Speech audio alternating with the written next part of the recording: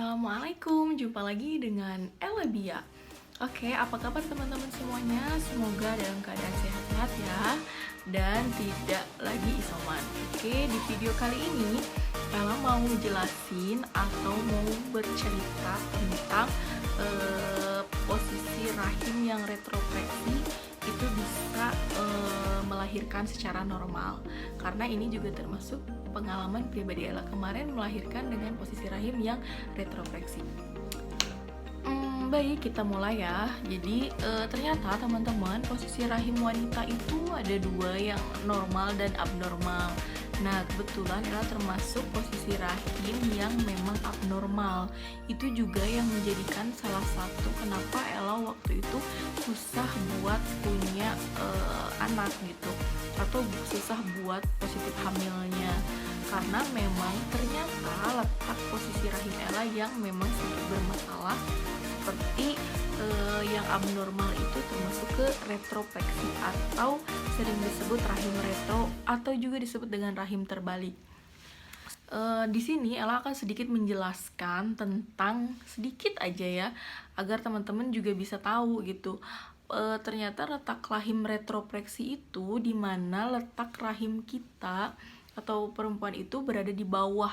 Jadi dia itu terbalik dan dia menghadapnya ke anus. Jadi ini juga yang ternyata Ella setelah baca-baca, waktu kemarin cerita persalinan Ella juga memang sedikit perjuangannya lebih daripada yang letak rahimnya normal.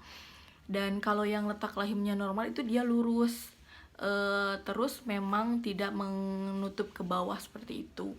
Jadi itu juga yang bisa menyebabkan wanita itu sulit untuk mendapatkan momongan. Jadi letak rahim itu sangat-sangat berpengaruh sekali. Dan ternyata ada beberapa faktor penyebab kenapa letak rahim retropleksi itu juga bisa terjadi. Yang pertama, setelah Ella baca-baca di Google gitu ya, ternyata letak rahim retropleksi itu dia bisa disebabkan karena memang bawaan dari fisiologisnya, bener gitu ya. Terus yang kedua itu bisa disebabkan karena memang ada cedera di panggul dahulunya, riwayat dahulunya, atau ada beberapa lagi gitu yang kalau nggak salah kemarin itu Ella baca-baca ya, itu salah satu penyebabnya. Nah, itu tadi Ella sedikit menjelaskan tentang posisi rahim pada wanita ya. Nanti teman-teman bisa lebih googling lagi, atau bahkan ada narasumber seperti Ella yang bisa menyampaikan ini yang lebih spesifik lagi, atau bisa juga kalian berkonsultasi ke dokter. Nah, di sini Ella akan menceritakan lebih detailnya lagi tentang ternyata orang wanita yang posisi rahimnya terbalik seperti retro itu bisa melahirkan secara normal, tidak harus secara sesar. Dan ini juga pengalaman Ella sendiri, karena waktu kemarin waktu Ella melahirkan baby Kenji itu bisa melahirkan secara normal. Tapi sebenarnya Ella nggak tahu waktu itu posisi rahim Ella ngalamin posisi rahim retro. Tapi waktu itu pas Ella mau lahiran itu memang ada sedikit bermasalah. Jadi waktu itu Ella pada hari Minggu, karena Ella lahir tanggal 15, berarti kan sekitar tanggal 13 itu Ella sudah ngalamin nggak ada kontraksi, ngalamin perdarahan. Perdarahannya sedikit-sedikit gitu, tapi semakin sore itu makin banyak. Jadi akhirnya Ella mutusin buat diem aja, tetap di rumah, nelpon mama, tunggu aja sampai kalau ada mulus-mulus lebih sering katanya baru pergi ke bidan atau ke rumah sakit.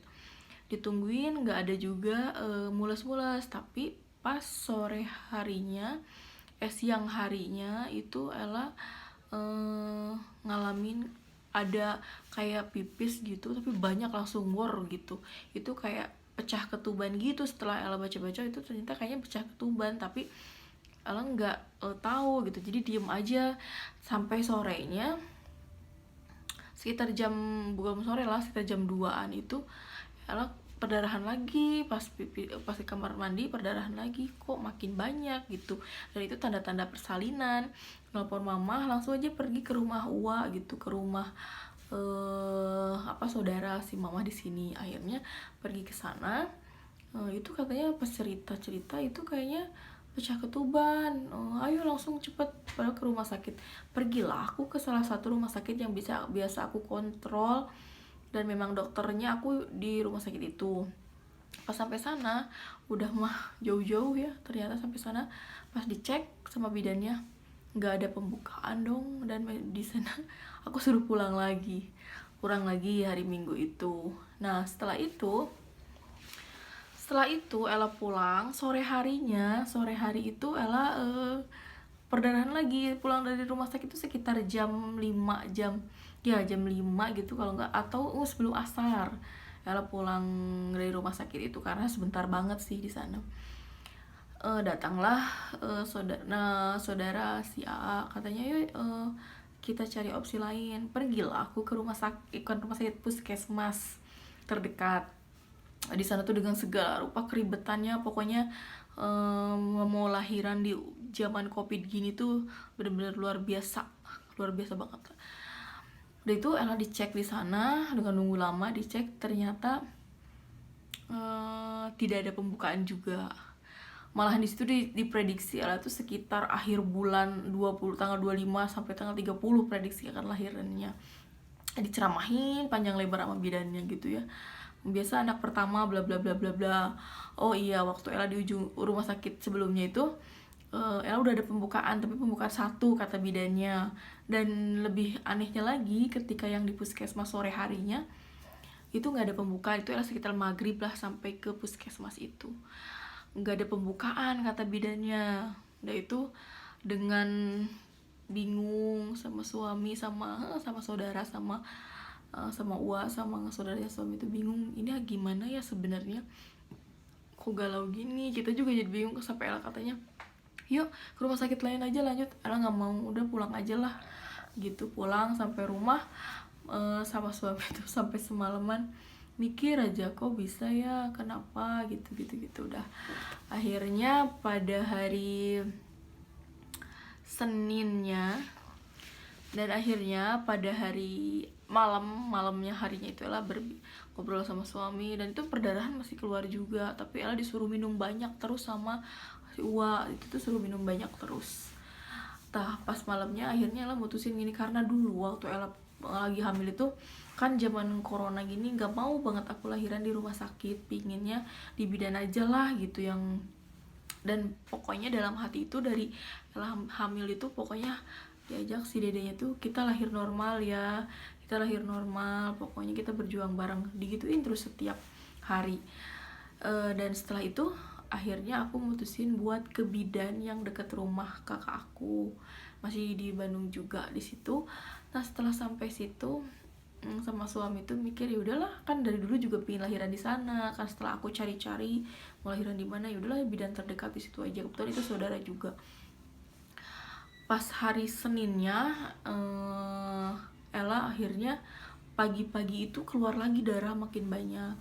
Setelah itu akhirnya siang memutuskan buat pergi ke bidan. Pergi ke bidan. Setelah sampai bidan dicek, iya udah ada pembukaan. Ternyata pembukaan 2. Itu tuh di PD-nya yang luar biasa sakitnya tuh, sakit banget. Pokoknya kayaknya tuh masuk semua gitu, dan emang susah kayaknya bidannya memang buat cari PD-nya. Dari situ Ella masih belum tahu kalau memang posisi rahim Ella itu di bawah, nutup ke bawah gitu, sampai mau arahnya tuh memang ke anus banget gitu.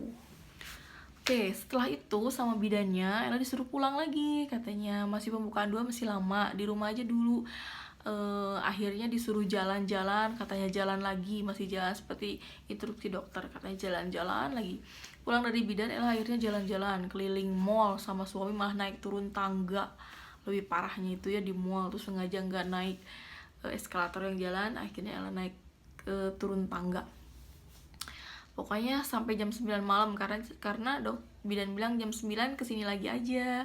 Tapi kalau sebelum jam 9 ada mulus-mulus yang lebih sering, langsung ke sini, katanya gitu. Udah itu akhirnya singkat cerita jam 9 malam lah Teng Ella kesana. Tiba di sana dicek masih pembukaan 2, baru longgar menuju ke 3. Itu Ella pulang lagi, disuruh pulang, capek banget pokoknya, malah suruh pulang lagi. Udah sampai rumah, sebelum pulang bidannya tuh bilang gini, teh ini rahimnya di bawah banget.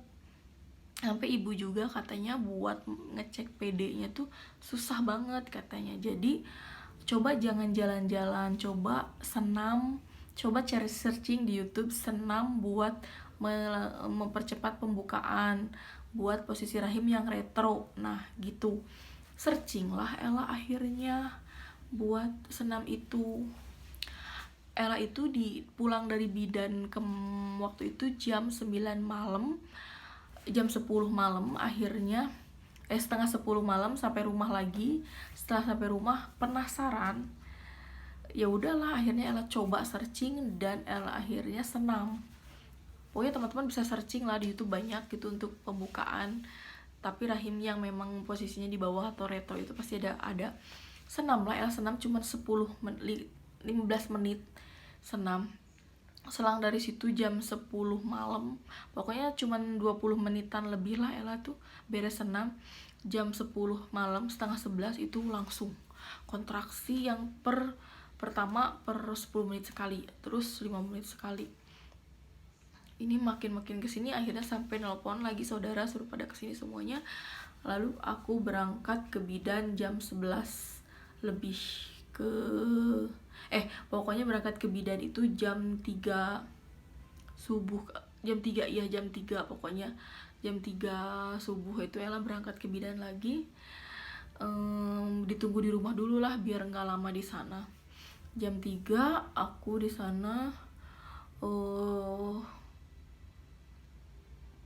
lama banget pembukaan, dari ketiga, keempat, kelima, keenam sampai ke pembukaan lengkap itu lama banget. Dan yang lebih parahnya lagi Ella waktu itu sampai hampir nggak sadar, sampai dibantu sama obat-obatan sama bidannya, pasang oksigen, diinfus semuanya lah di bidannya itu. Dan akhirnya Ella harusnya dirujuk karena memang lama kan pembukaannya, tidak bertambahnya tuh lama banget. Pokoknya dari jam 3 pagi berarti Ella mulainya dari jam 11 malam sampai jam 11 pagi siang baru Ella bisa keluar bayinya. Nah ternyata posisi rahim yang seperti itu yang bikin aku sedikit trauma melahirkan itu karena di posisi yang ininya, dari pembukaan 1 ke pembukaan 2 itu dari 1 ke 2 ke 3 sampai ke seterusnya itu lebih sulit banget. Terus akhirnya Ella waktu posisi mengedannya itu harus miring. Itu yang memang luar biasa sakit karena memang posisi rahimnya retro. Karena itu tadinya mau dirujuk tapi Ella nggak mau, nekat pingin lahiran normal. Karena kalau aku ke rumah sakit itu udah otomatis sudah langsung sesar.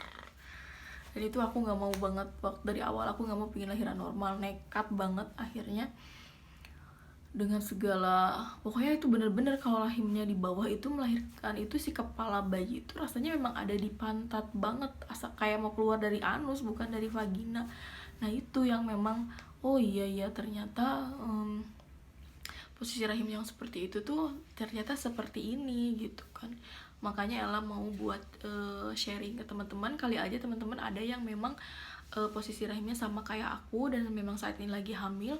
Jadi sebenarnya bisa kalau buat lahiran normal, asal pertama niat dulu, kedua memang ada yang bisa lahiran normal itu retro itu bisa lahiran normal asal kitanya memang niatnya kuat gitu. Terus memang harus tahan banget karena sakitnya luar biasa banget lah sakitnya. Dan si kepala bayi itu adanya di anus, makanya kayak mau jebol.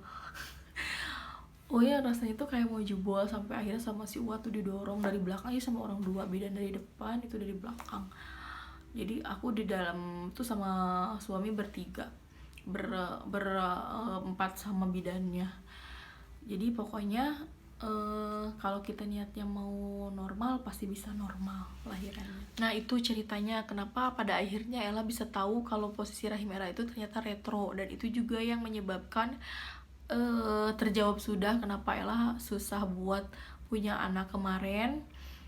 Dan ini juga terjawab juga waktu ini karena riwayat bisa seperti ini tuh karena riwayat Ella dulu pernah jatuh dari tangga 2 lantai waktu Ella zaman kuliah dulu. Itu makanya menyebabkan hamil Ella ringkih banget sampai proses melahirkannya pun, dan sampai menjadikan si posisi rahim Ella itu nutup banget karena retronya bukan hanya terbalik tapi dia nutup sampai ke anus. Makanya eh, ada cara-caranya buat berhubungan juga ada, sampai posisi melahirkannya pun harus miring seperti itu, nggak kebayang pokoknya.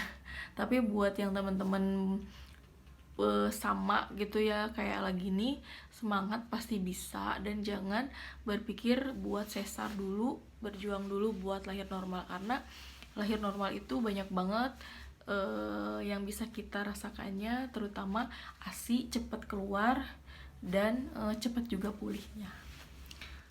Oke, segitu dulu ya videonya. Moga-moga apa yang Ella sampaikan ini bisa bermanfaat dan bisa membantu pencerahan buat ibu-ibu hamil di luar sana.